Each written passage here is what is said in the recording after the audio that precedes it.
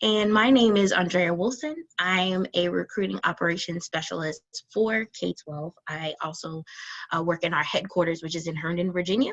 But I want to welcome everyone to our Texas Online Preparatory School meet and greet. I'm very excited for everyone joining us today.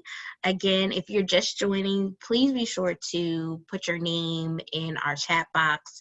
Let us know where you're from, what you're hoping to get out of today's webinar. We hope to answer a lot of questions that you may have and just make this a very interactive session for you all. We have quite a few representatives here from our school that will be speaking to you all today.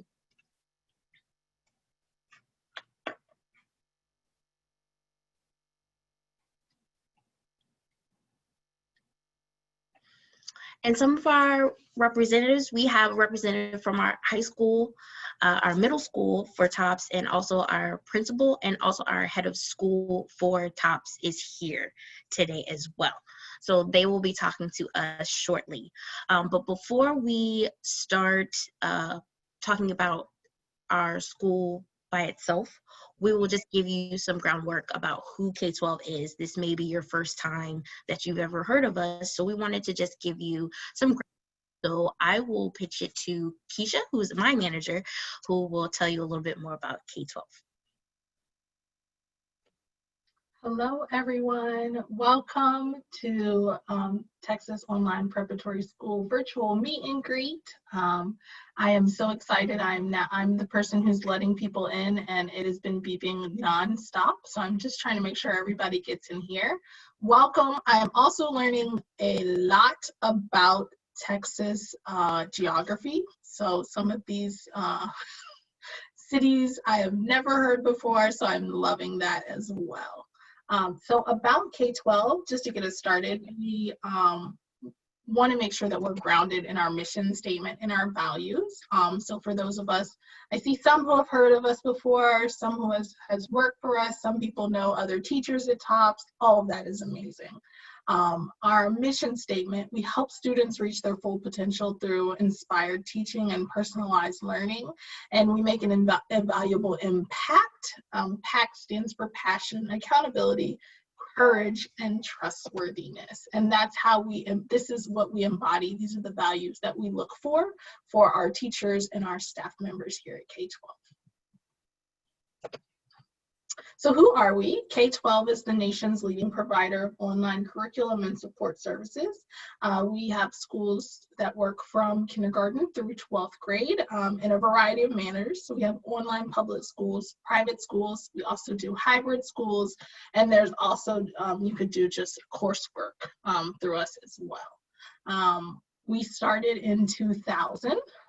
So we have been in business for 20 years, which is a long time. If you think about where we were in 2000, I still had dial-up. So we've come a long way, and we were definitely on the frontier and continue to do things, especially with COVID-19, to make sure that we are able to make sure that our students have an education that helps them to be able to grow and to be able to do their best work. We are headquartered in Herndon, Virginia. That's close to DC, not too close, but pretty close to DC.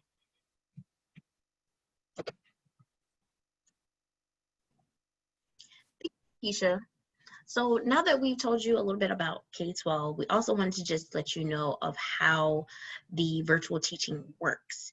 And I want to call on our middle school English language arts teacher, Erin Cogburn. I just wanted to have her talk a little bit about what it looks like virtual teaching as a virtual teacher. Yeah, so hi, I'm Erin Cogburn. I'm with our middle school.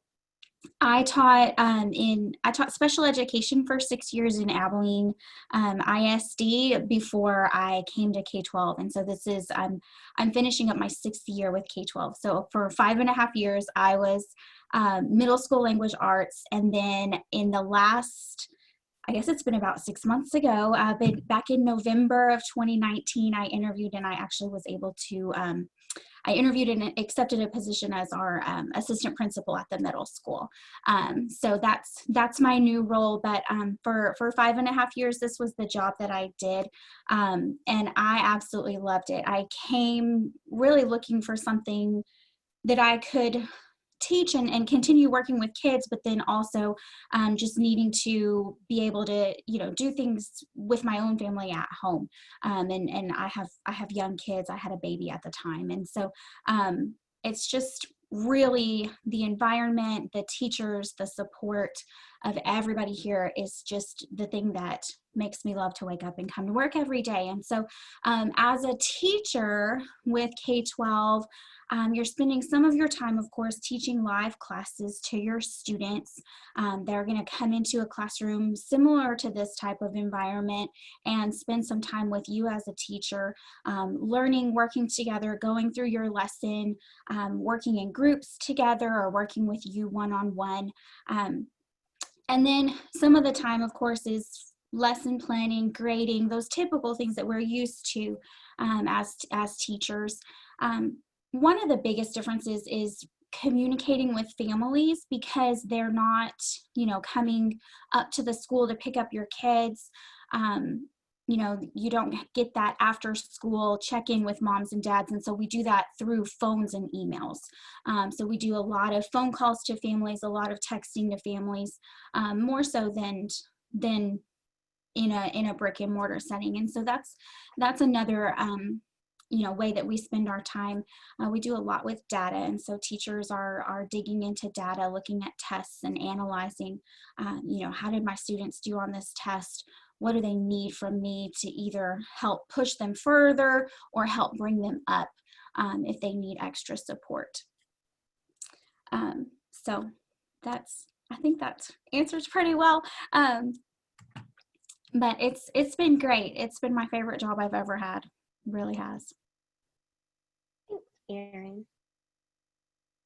Now I'll want to call on Ashley Spencer. If you could just give us your experience as a high school social studies teacher. Hi, everyone. Welcome. And I'm also coming from McKinney, Texas. I saw somebody had mentioned that in the chat. This is my, I just finished my 8th year with K-12, my 4th year with TOPS. And it is also, like Erin said, been a huge blessing to my family. And just being able to be more available to my kids while also making a difference in students' lives. And that is my number one. And what I'm most passionate about is the students, and they're incredible here at TOPS. The past 8 years I've been with K-12. I taught 4 years in brick and mortar before that. And I came to K-12 just very interested in what online teaching was. And I had really no idea. Honestly, I wasn't sure if it was something I would like to do because I couldn't imagine just not being in a room with students all day. But like I said, it's been a huge blessing and has given me opportunities to relate to help students, to teach in a way where there are, I feel like, less distraction, and really get to help kids on a one-to-one meet their individual needs in a way I hadn't done before, and maybe just in a different way. But one thing I love about my job is my colleagues. I think that's one reason I love my job so much. I work with the best people in the whole world, who are just dedicated, love kids, are very creative with instruction, because we have to be creative in this environment since the kids aren't right there. Like Erin said, we're emailing, we're on the phone with kids. But in the high school, we're very similar to the middle school in a lot of ways. We're very data driven. One thing, we have team PLCs every week. The last 3 years, I've worked as a lead teacher, which is kind of like department head, I guess, in a brick and mortar school, where I'm just helping teachers with what they need, but also still acting as a teacher too. Let's see, where was I going with that? During the week, we would teach, depending on your subject area, I would say we're in with our students live about an hour and a half a day, but you are on the phone with kids. You might be helping a kid one-on-one in a Zoom session or a Blackboard session. We're grading, we're planning our lessons, and then working with our teams to help drive our instruction, or we'll have, our campus meetings just like we would in a brick and mortar school. So I teach high school contemporary world issues. I'm high school social studies. Thanks, Ashley. Now, Rachel, if you wanted to share your experiences as a principal, you can do so now if you'd like. Absolutely. Thank you guys so much. Welcome, and we're excited that you're here. My name is Rachel Smith, and I am the high school principal of Tops High School, and I've been with K12 for about 2.5 years. I'm excited, and I echo the sentiments of Erin and Ashley, both just saying that this is an incredible place. It's a very special school, near and dear to my heart. Last year, I actually not left the school, not left K12, but I started with teaching with Tops and went to be kind of to work with all of our schools in Texas to help with our curriculum for math and science, and then came back to Tops because it is so special and near and dear to my heart. So we have about 53 teachers, 5 full-time counselors, and then some other advisors. And so we have a principal and an assistant principal. And we look at a lot of different things, make a lot of different decisions for the school. There are a lot of things that do translate well from a brick and mortar into virtual. And then there are some things that we have to do, like what Ashley said, where we have to get a little bit more creative. And so it's a great place to work. And we're very passionate about student success and making sure that we are giving them all the tools necessary to be successful. Obviously, a lot of it is on the student as well, just like it always is. But we want to make sure that they have every tool at their fingertips necessary to be successful, so that they can use it as easily as possible. So we have lots of kids that come to Tops for lots of different reasons, and I'm sure that we're going to develop it later, but it's a joy to serve them. And I think I was a math teacher, and I was a coach, and I am a certified counselor in Texas as well. And I think what I was nervous about moving from brick and mortar to a virtual environment was the lack of relationships, like what Ashley had talked about.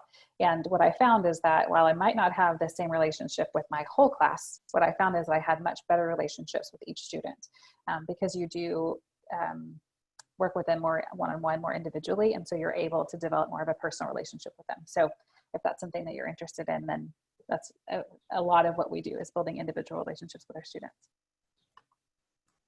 Thanks, Rachel. So now we're going to move on to hearing more just about Texas Online Preparatory as a whole. So we'll hear from our head of school for Texas Online Prep. So we'll have Forrest Smith to talk to us. If you would like to hop on the mic and tell us more about our school. Sure. It says Charles Smith here, so I'm Charles Forrest Smith, and I am the head of school here at Texas Online Preparatory School. So I see people from all across the state and elsewhere too. So I'm thankful. There's 63 people in the room. It's exciting. So thank you all for being here to hear a little bit more about our school and the opportunities we may have for the upcoming school year. Overall, our school is a partnership between K12 and Huntsville Independent School District. So all of our students are Huntsville Independent School District students. We have 3 unique campus IDs, or TA IDs. So those are 3 different campuses. When you see those numbers broken out in terms of elementary, middle school, and high, those are 3 distinct campuses. So we operate a little bit like our own mini school district within a school district. And within that, you'll see that we did end our enrollment this year with 3,050 students. We have around 100 teachers, and then there's actually more than are on the screen. I think I actually put the 110 down. So I think we actually have 128 staff members in total, which includes registrars and supplementary staff. So you're talking advisors, counselors, We have enrollment coordinators, operations managers, data managers, an accountability manager, all kinds of folks that help us to run our schools. So we typically, right, this year obviously being the pandemic having hit, we won't meet in person quite as often as we would, but we do have all staff PD up to 3 times per year. Generally, we meet 2 of those times. We generally meet in person at our Louisville office. So we have an office in the Louisville area, or the DFW area in Louisville. And then twice per year, we do hold school-wide outings in which we ask staff to attend as well. Those outings are student and parent focused, and they happen all across the state. So usually about 16 to 18 different locations, and usually within about 60 miles round trip for most of our staff. So we ask that staff attend that.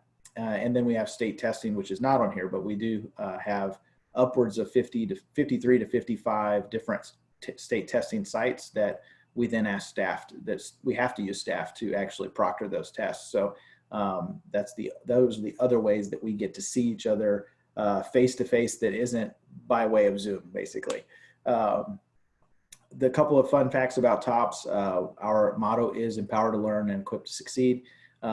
We have everything else that's on there. I won't just read the slide to you. So everything else that's on the slide is absolutely true. We are the college preparatory campus. There's several K-12 schools in the state. And so we're the one that has a little bit of a different focus, meaning that our focus is on college preparedness. And so we do have 7 MOUs with colleges and universities across the state. And most of our students end up graduating high school with somewhere between 9 to 18 college credit hours. And so that's how we differentiate ourselves from the other online providers in the state. Going back to our motto, and we really do believe that based on the students that the students that choose to come to TOPS are typically those students that have been underserved wherever else they've been. And that may be just because of they're looking for acceleration and they're not able to get it. They're looking for personalization and they're not able to get it. They haven't gotten that one-to-one or small group treatment that they thrive in. That it could be all of those things, but the majority of our students come because their life doesn't look the way they want it to look. Whether that's because they've been made to be more anxious because of school safety concerns, if it's because they've been bullied, run the gambit of what you guys have experienced in any brick and mortar school.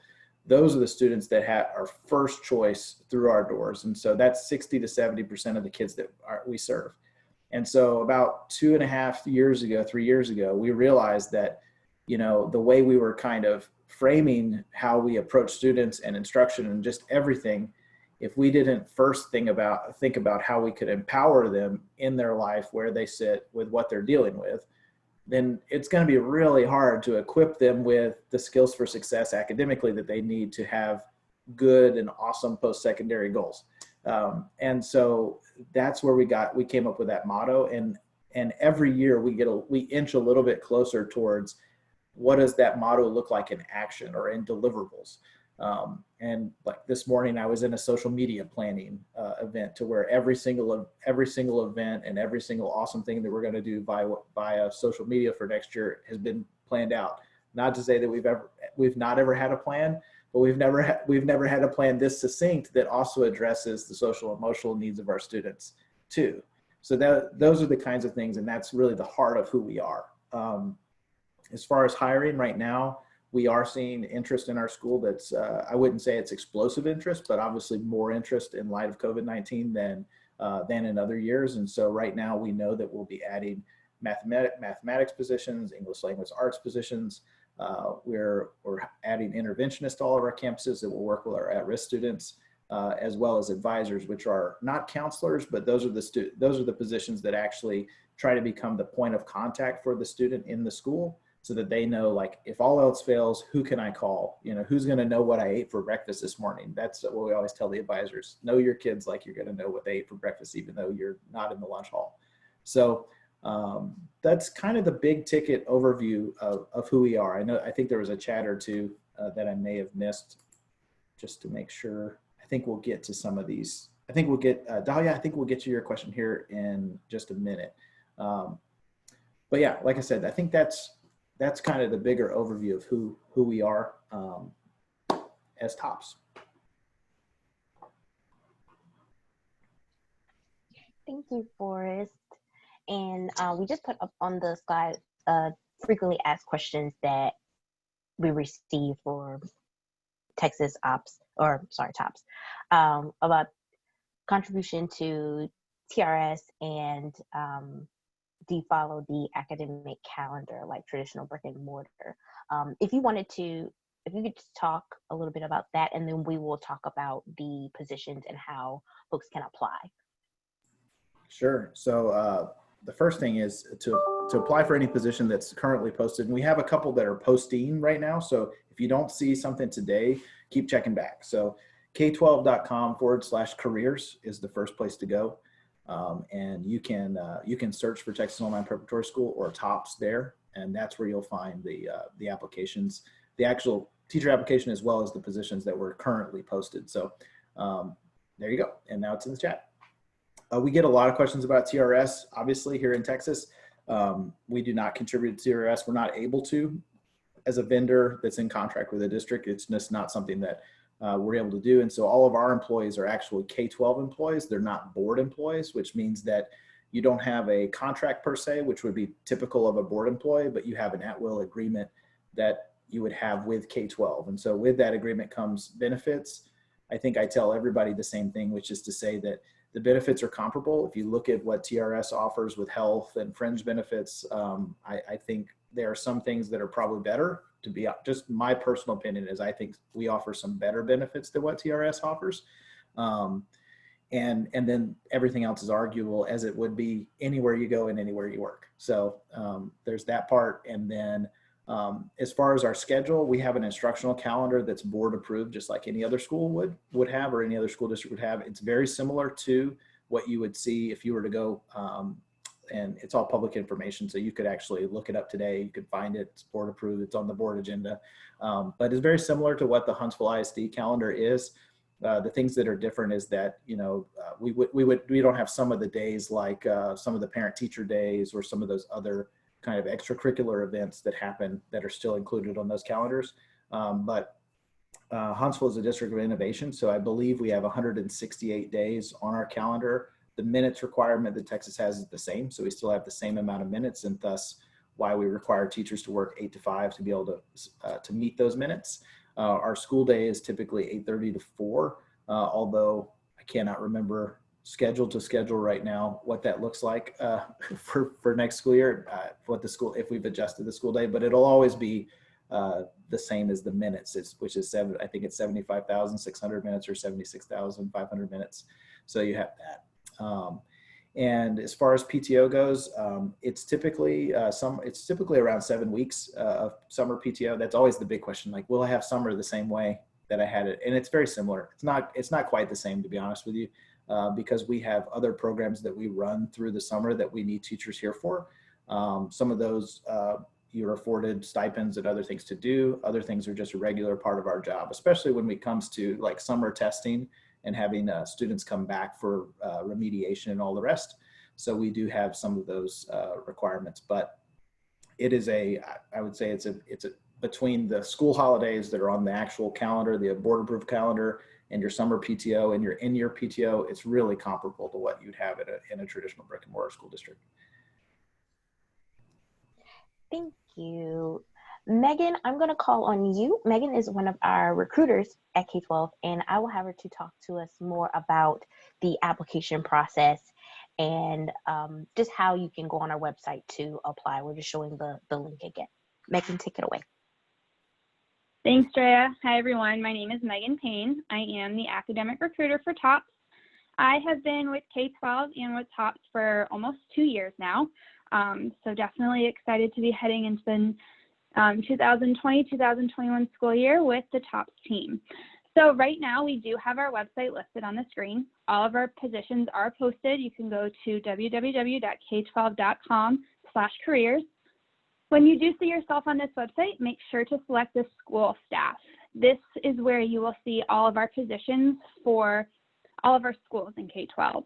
Now, once you do select the school staff job board, you can filter it by school or by state, to teach with TOPS you do have to reside in the state of Texas. Just wanted to go ahead and clarify that. So once you filter it by Texas remote employees, it will show all of our Texas positions that are available. They are broken down by subject and by grade level, so you will see what you may be interested over there. Right now, we do have 2 positions posted for TOPS that we are actively hiring for. We are looking for a ELA interventionist as well as a math interventionist. However, I do want to definitely emphasize to continue to check the website because positions will be posted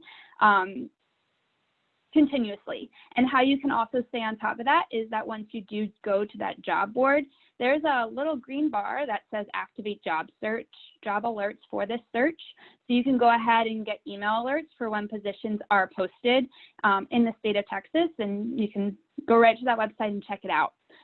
So again, the 2 biggest things that we do require for TOPS is that you do have to live in the state of Texas, and you also have to hold an active Texas certification for that position or that subject that you are looking to teach in. Thank you, Megan. And again, if you are interested in joining K12, please go on our website and apply for those positions that we have available.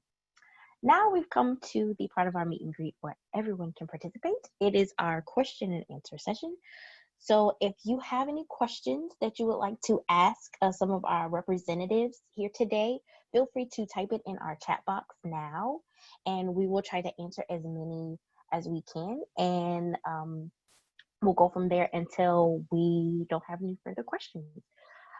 While people are typing in the chat box, I usually like to start off our questions with something normally everyone asks that we typically get when I travel. A lot of people asking, what brought you to K12? So I know that Ashley and Aaron talked about it a little bit when they came on earlier, but I didn't hear from Forrest, so I was going to ask Forrest, since he is our head of school for TOPS, what brought you to K12 and what keeps you here? This is the story they probably don't want me to tell here. But I'll tell it anyway. Everybody knows me. I'm extra frank. So I came to K12 after my first year as an administrator in Texas. I worked in a charter school that I tell people all the time, if there was a ranking of charter of schools in Texas, the school I worked in would have been the lowest ranked school in the entire state, the lowest ranked public school in the entire state of Texas, based on our performance, as well as everything that was going on there. And so I spent a year there sleeping on my desk and many times and not going home and trying to help kids. And at the end of that year, TA shut our campus down. And I went from being a assistant principal to operating as a superintendent by the day I left. So if you can imagine, it was quite exciting. And I didn't have any job. I didn't have anywhere to go. And I applied for K12, and I don't even know if I was first choice, but I got accepted as an academic administrator at TOPS. This was now 5 school years. We're going in 4 school years ago. And within a few months, I was not sure that this was the place for me at all. I thought that, I just thought the mode of communicating and how I communicate and what I'm passionate about it didn't click with how we operated as a school or as a company, really. It just wasn't. And so right as I was considering all of those things about myself, because one of the things we tell all new teachers is that this is going to be new and it's going to be exciting. And if you're going to have to learn faster than maybe you've had to learn before, because, and a lot, just like school districts now are trying to figure out how do we do this virtual learning thing, that's how you feel as a new teacher in this environment too. It's different. And so about 4 months in, I had the pleasure of being invited to a meeting. And in that meeting, I got to hear from some of the executives and some of the people like me now, other heads of schools, and just kind of what, for lack of a better term, what makes them tick and why they're in the business and what would they like to change and what would they like to improve, which was what I wasn't hearing in those first few months, because I just had my head down and I was trying to figure out how to do all the things. And it really made a difference for me, because I realized that we're at the forefront of this thing called virtual learning and virtual public schooling specifically, not just virtual learning. And virtual public schooling is hard, but at the same time, it's a task that's worthy, because once you get to meet your students and you get to see what they need, you know that regardless of legislation, regardless of all political statements and thoughts about charter schools and school choice and all the rest, this is something that these kids need. They don't have anywhere else to go. And so if you have a heart for kids, if you have a heart for your instruction and your content specifically, K-12 allows you to grow and foster both that love and appreciation for kids, as well as your love and appreciation for content. Mrs. Spencer is here, Ashley's here. I've been able to see Ashley over 4 years, all of the things that she puts into, the efforts that she's been able to put into her lesson planning and the way she conducts her classes and how her kids appreciate her, leaps and bounds beyond the time I would have had to be able to spend on those things when I was a classroom teacher teaching 6 preps. So that's a lot, but I think that in a nutshell is what, how I got here, and what initially made me want to run away, and what then said, no, this is where I need to be. Even if it's hard sometimes, or I can't quite do the thing, or I wasn't Excel savvy, and if you're an administrator in K-12, you better be Excel savvy. Those kinds of things were, the things that made me fearful, but I've been able to overcome those fears, and here I am. So anyway, that's hopefully you heard my passion there. I'm passionate about being K-12, and that's why I'm here. So Thank you for sharing that. We got a really good question in the chat, and I'm going to ask it, I guess, to everyone. But what advice do you have for newly certified teachers who want to teach online? And I think Erin and Ashley and Rachel, I know you were talking about that you're starting off in teaching, and maybe you all can weigh in with that question. So I'm going to ask Ashley if she'll talk about this, because she has been the department head for a teacher who started out here as opposed to in brick and mortar, who has done excellently well. And so if Ashley, could you answer that one for us? Yeah, I think I was thinking of the exact same person, Rachel, and I think it may even help because you don't have any reference for this is the way school should be, and this is the way it should work. I think to the question before too, like the biggest learning curve is usually the technology and figuring out how to communicate effectively to students and families and make sure they have what they need. And those are, and getting to know the systems that we use. Since I've been schooling my students at home since COVID, like my 2 girls, and what I will say too is that our school district, my school district has done such a great job, but at K-12, like we were built for this. And so it's very structured. Everything works very seamlessly together so that they have a great experience. So first year teachers, I feel like they're not behind it could be a good thing for you, like starting out in this environment. Because for me, since I had taught in brick and mortar, there were some things that I couldn't wrap my head around at first, but I had to adjust to. So.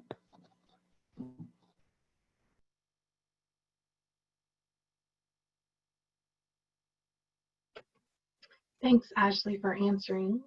We are going to keep going because there's questions in here. Some of these we can kind of quickly go over. I see Megan furiously typing in here, and I definitely appreciate it.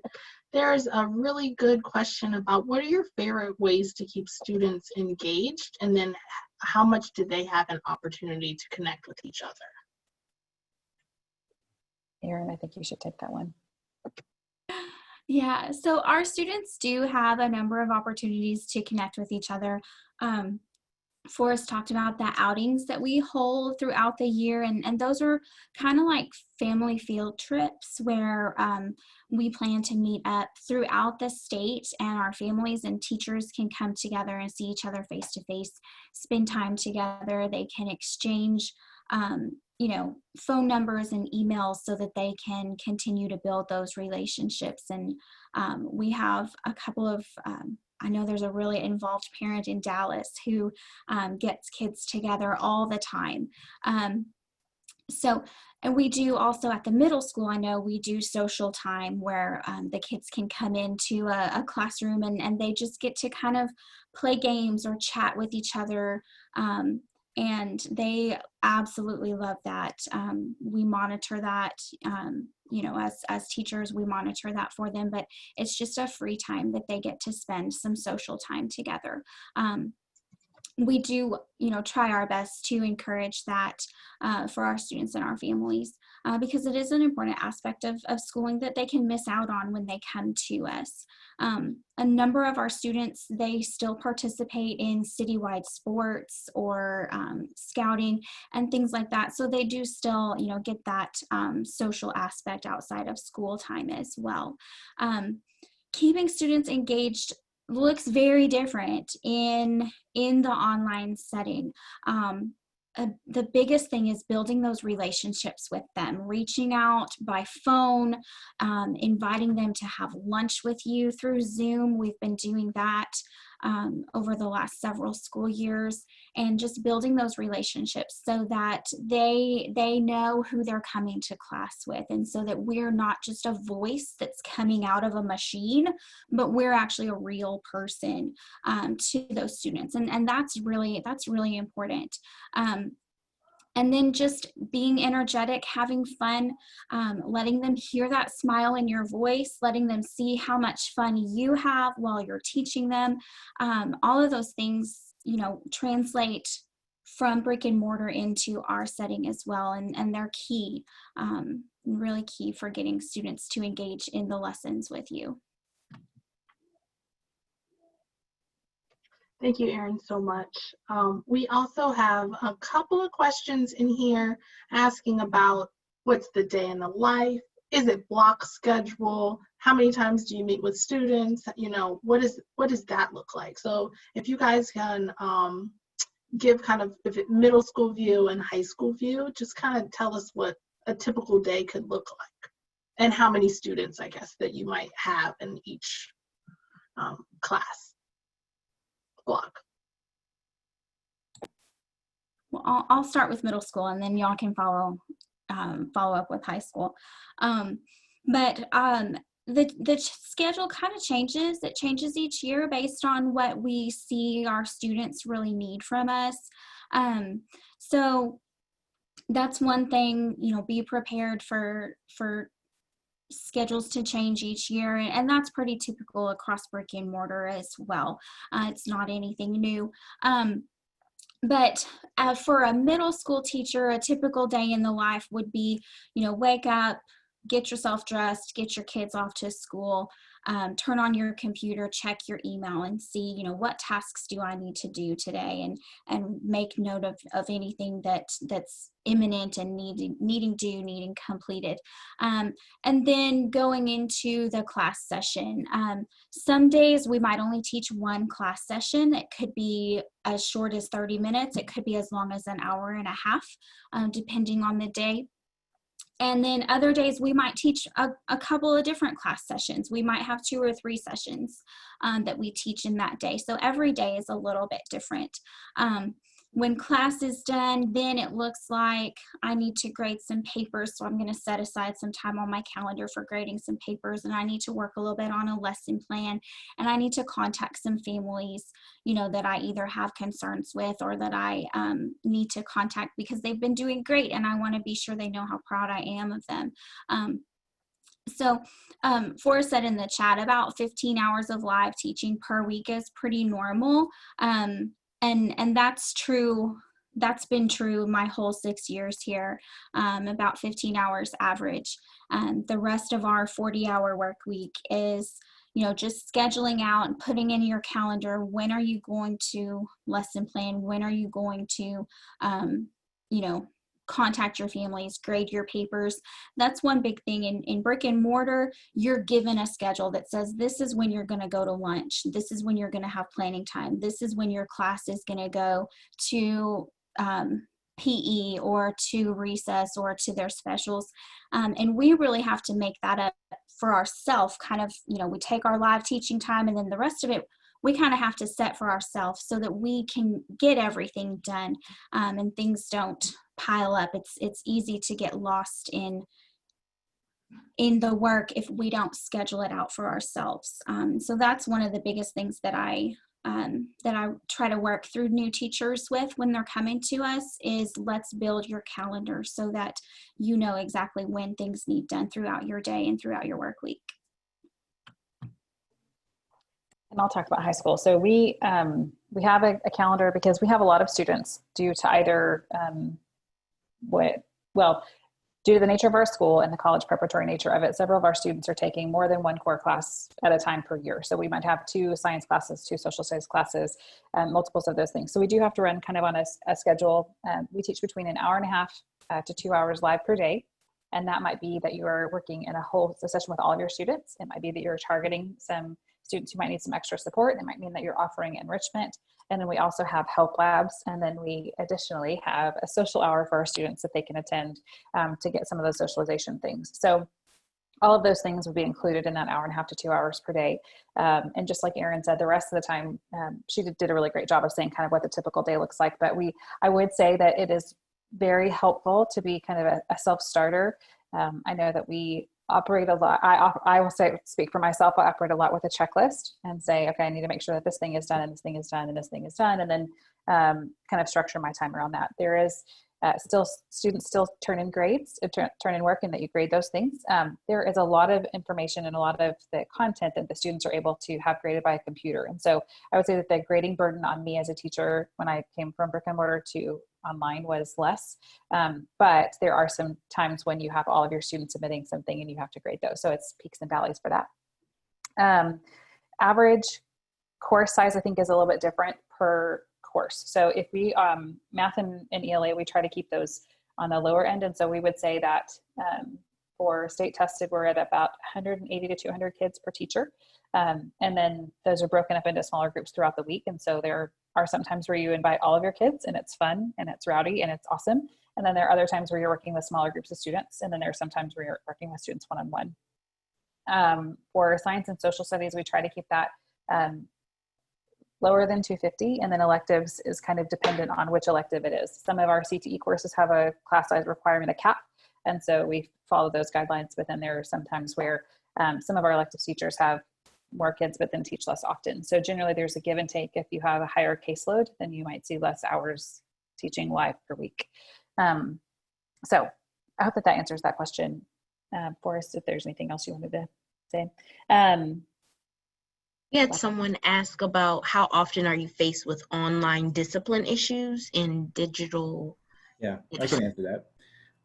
I'd say it's not often because of the way specifically our student code of conduct, the district student code of conduct works and just the process of delivering that or executing upon it. So it's not often, but it does happen. Our intent is to not code discipline if we can not code discipline, meaning that if it necessitates a code. So if you guys that have worked, in brick and mortar public schools, you know that you'll have to fill out something, and then the secretary or somebody's going to put that into PEEM somehow at some point. So we typically find that most of our students that are not engaging as great digital citizens are doing that outside of our platforms. Most of our platforms are secure enough that there's not really an opportunity for them to do that, or the teachers find it so quickly that they redirect and are able to cut off that behavior before it becomes a bigger or greater thing. So anything that they're doing outside of the platform, if it's litigious, or if it's an actual criminal threat, or if it's related to like a Title V offense, then that's when you get into having to take serious disciplinary action. And it's very uncommon. It's not Not that it doesn't happen, but it's very uncommon.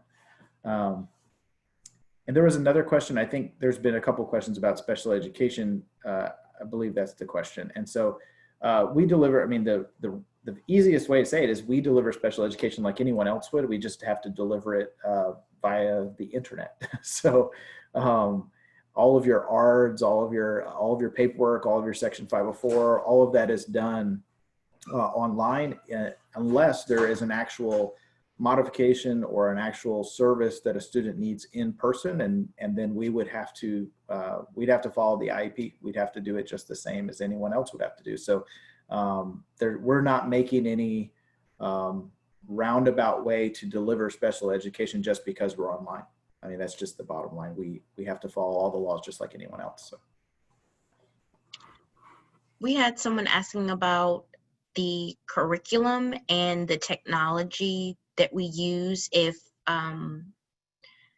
either Ashley or Erin can just talk about the curriculum and what platforms you use as far as teaching. I'll take that one. So our online high school and middle school is in D2L. I know I've used D2L or Brightspace, like for grad school before, so it looked very similar. And then our live classes are in Blackboard Collaborate. We are switching platforms later next year, probably in the spring, to something called Neuro, but we've used Blackboard the entire time that I've been with K12. So these platforms work pretty seamlessly together. So the kids, when they log in, they have all of their classes and they can go into the learning management system and all their lessons are there, and all our K12 curriculum. And so we have a great curriculum with K12, but we also, of course, our job as teachers in Texas is to make sure we are aligned with the TEAC. So that's something that we do consistently every year, and make sure that we are aligned with the TEACs. And then, so when the kids log in, they've got their classes, they've got also, their courses, and then they can also see what their schedule is for the day, what's been assigned, what live classes they have. And so it's all right there for them, so they don't have to log into something else. We do use USA Test Prep as well to help supplement.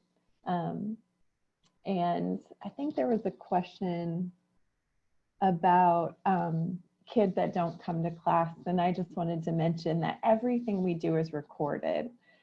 So students who, I've had dancers and gymnasts and, so many different kids working.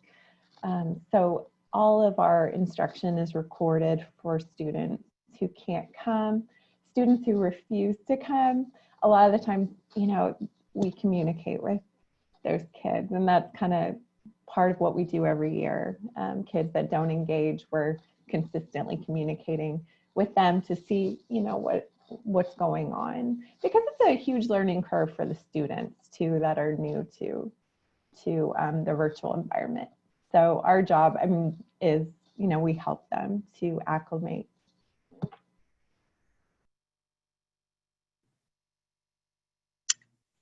Thank you, Ashley. Let's see, let me just check our time. We're in the last 10 minutes. Now, someone asked about, do you have clubs, need sponsors, NJHS? I'm not sure if maybe you all recognize the acronym. We do, But yes. Okay. Yes. We do have clubs, and I think it varies dependent on the campus. And so when we have sponsors, we have clubs, and but we do have NHS and JHS. Well, Erin, do you have NJHS? We have NHS at high school. Yes, we do. We do have NJHS at our middle school level, and we're actually in our middle school. We're actually going to be incorporating a Genius Hour every Friday.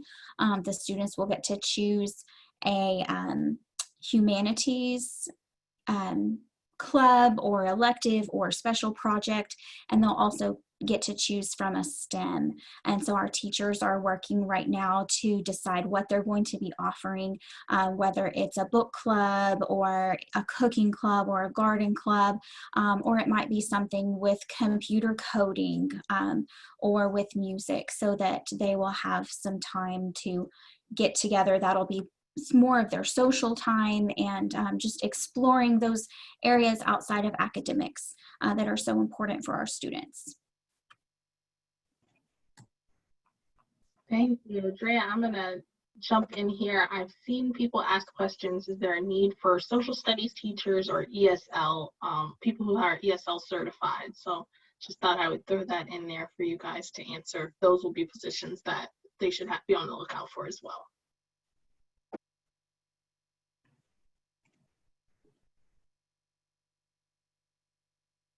And that might be Megan or Forrest that would be able to answer those. Yeah, so I would say that we do have English language learner teachers, as well as, depending on the enrollment, we will probably be looking for teachers across all subject matters, across all grades, really depending on what happens in the next couple weeks. I would suggest, again, just to keep continuing to check the website, sign up for those alerts, and when you see the position posted, go ahead and apply right away. But yes, we do have English language learner teacher positions, and we will more than likely be looking for teachers across all subjects.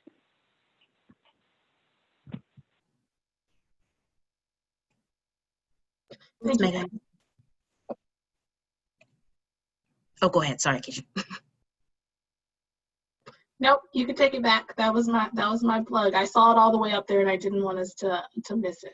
Oh, okay. And I'll just reiterate. Someone was asking. I just lost it. Someone was asking about what are the fees for parents. Is this a fully public school? And just to say over the mic, this is as Forrest stated, this is an online public school, so there is no charge. I just want to make sure that was said over the microphone.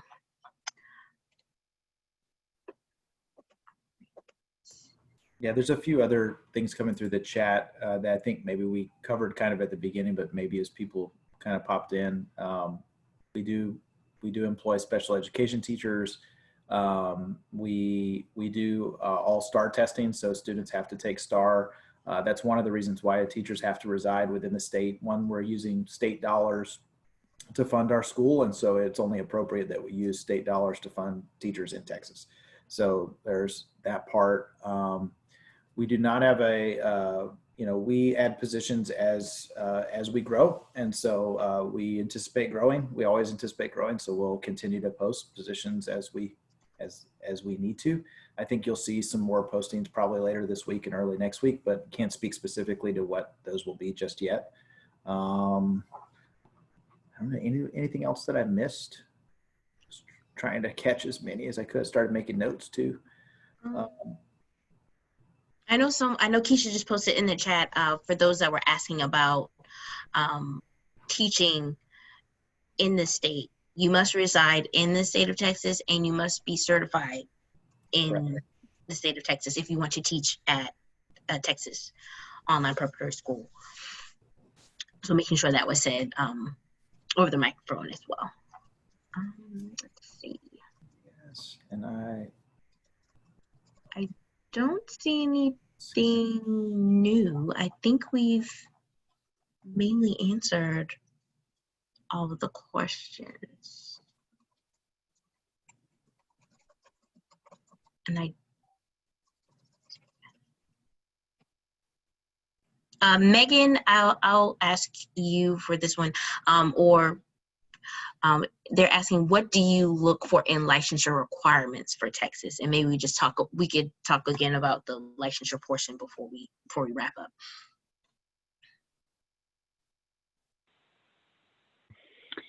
Yes, so we do require the standard license in the state of Texas. We do accept a generalist if you are going into the elementary or the middle school. So if you do have a generalist 4 through 8 certification, you can go ahead and apply for our middle school positions. As for our high school, we do look for candidates who are certified in a specific subject. So for example, if you are looking for that social studies position, we are looking for someone who is certified with the standard Texas certification to teach high school. And I also put it in the chat. If anyone does have any outstanding questions after this, I put my email in there, but you can feel free to reach out to me. My email is mpaen@k12.com. You know, Megan, somebody asked this just at the beginning. I thought I'd say this, which is somebody asked if they could have any tips or tricks just on how to get through the interview process too, because there's the digital interview that you'll go through as well as your application, your actual application and your resume and all of that.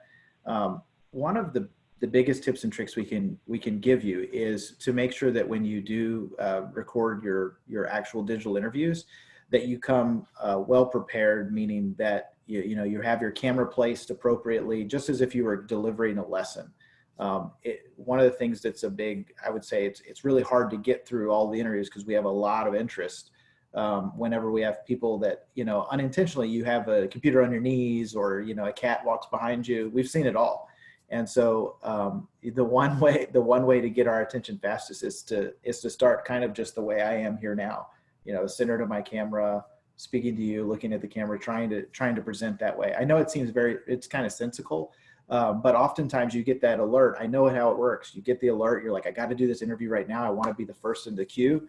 And so you just go and do it, but don't worry about speed, worry about delivery and how well you can actually tell us about what you know and who you are and really more so, your heart for kids. I mean, I think those are the big things that we look for, besides all of the boxes we have to check, both, with licensures and requirements and legally and HR friendly stuff. So those are all my tips and tricks that I can give. Thanks, Forrest. And I think that's a great way that we can wrap up for today.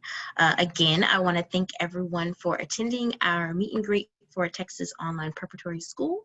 Thank you for joining and thank you for asking all of your questions. Again, if there were some things that were outstanding that you weren't able to ask, you can send questions to mpaen@k12.com regarding hiring and applying for positions on our website. But again, thank you. Please be sure to follow us. We have our handle here on the screen right now @K12 Careers if you're interested in staying connected to us, joining any other events. And we would like you to again thank you for coming, and we will see you next time. So thanks, everyone. Everyone who has attended will receive a recording of this when it's done. So thanks, guys. Have a wonderful day.